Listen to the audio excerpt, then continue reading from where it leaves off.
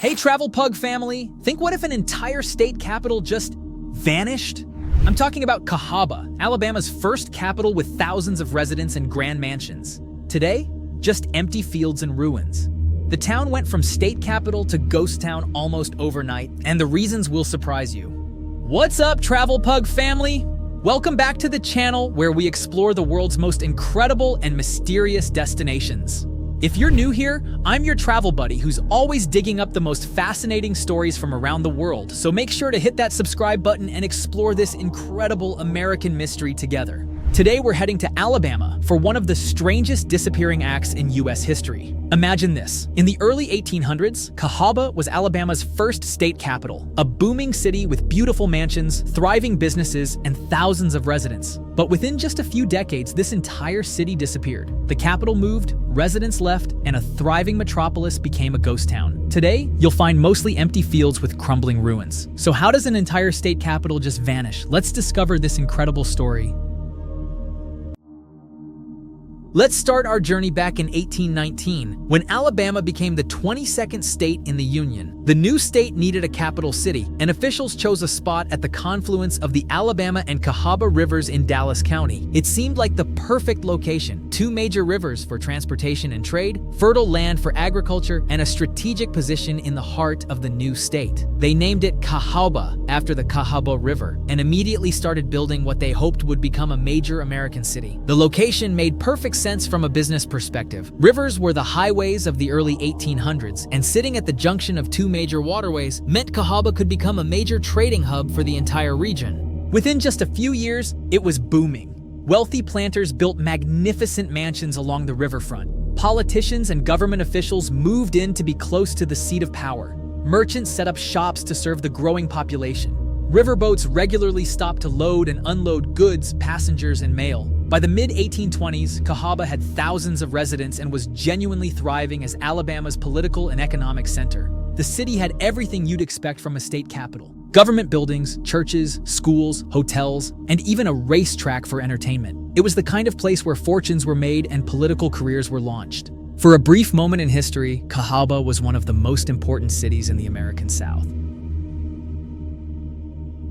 But here's where Cahawba's story takes a dramatic turn. Those two rivers that made the location so attractive for trade, they also made it incredibly prone to flooding. And we're not talking about minor spring flooding that people could deal with. We're talking about massive, devastating floods that would sweep through the city and destroy everything in their path. The worst flooding usually happened in the spring when heavy rains combined with snow melt from upstream. The Alabama and Cahawba rivers would overflow their banks and turn the entire city into a giant lake. Houses, businesses, government buildings, everything would be underwater for weeks at a time. Residents would have to evacuate to higher ground and then return to find their homes and livelihoods destroyed.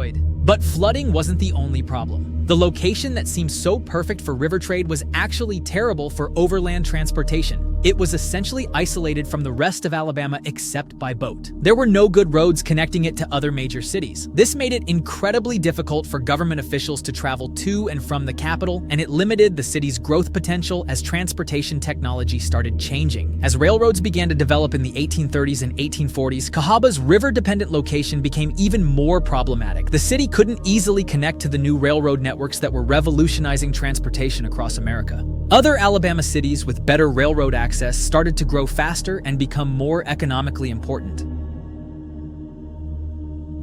By the 1840s, Alabama's politicians were getting fed up with its problems. The constant flooding made it nearly impossible to conduct government business reliably. Important legislative sessions had to be canceled or relocated when floods hit. Government documents and records were constantly at risk of water damage. Many officials had to maintain second residences in other cities just to escape the flooding. The final straw came with a particularly devastating flood in the 1840s that submerged most of the city for several weeks. Alabama's legislature had enough. In 1846, they voted to move the state capital to Montgomery, which was located on higher ground and had much better transportation connections. This decision was absolutely devastating for Cahawba. Overnight, the city lost its primary reason for existing. Government officials packed up and moved to Montgomery. The businesses that had thrived by serving politicians and state governments suddenly had no customers. The wealthy families who had built those beautiful mansions started looking for opportunities elsewhere.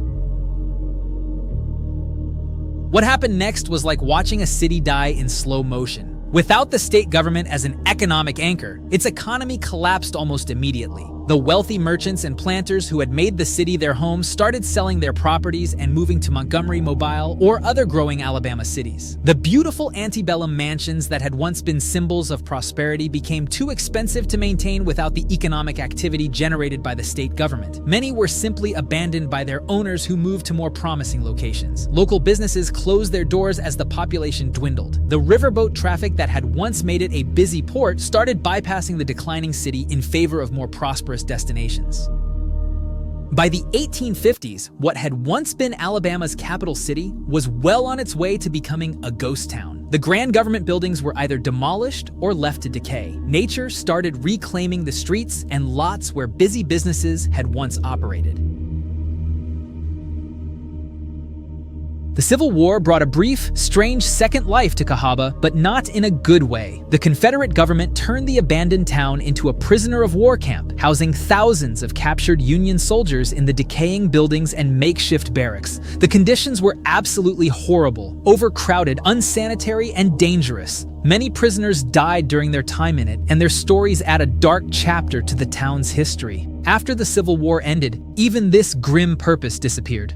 The few remaining residents continued to drift away throughout the 1870s and 1880s. The last post office closed in 1900, officially marking the end of Cahawba as a functioning community. By the early 1900s, the former state capital was completely abandoned.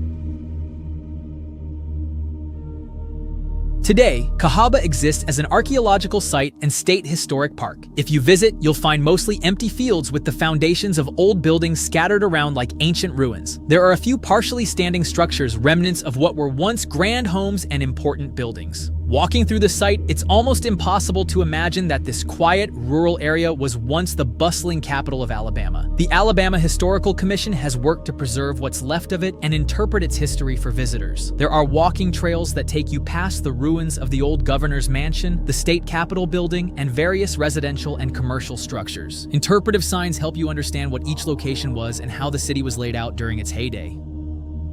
What's really striking about visiting Cahawba is how completely nature has reclaimed the area. Trees grow where busy streets once ran. Wildlife roams through what were once elegant neighborhoods. It's a powerful reminder of how quickly human settlements can disappear when the economic and political forces that sustain them change.